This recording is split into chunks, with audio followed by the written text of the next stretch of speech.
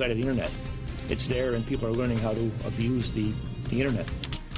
Law enforcers shine a light on the dark side of the internet. And tonight, a South Buffalo man is facing 15 years in prison for using the web to spread child porn. News 4's George Rickard is uncovering new information on this man's bizarre past.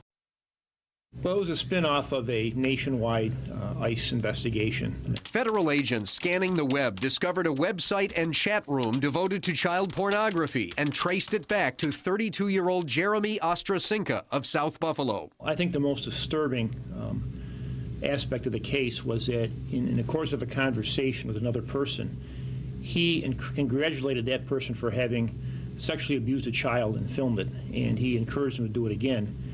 And then went so far as to encourage this other individual to engage in the same kind of conduct with that person's own child.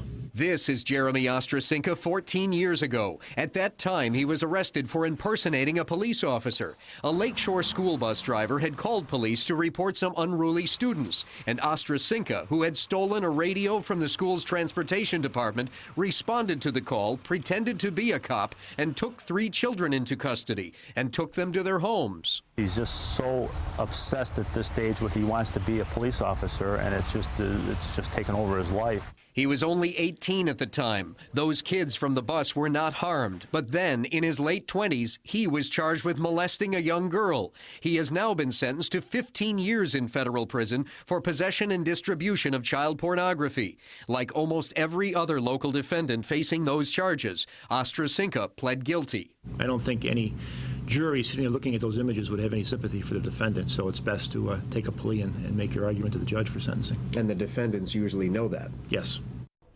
Jeremy Ostrasinka also told prosecutors he was molested as a child. A judge will now decide which federal prison can give him the best mental treatment over the rest of his 15-year prison term. George Rickard for the 10 o'clock news.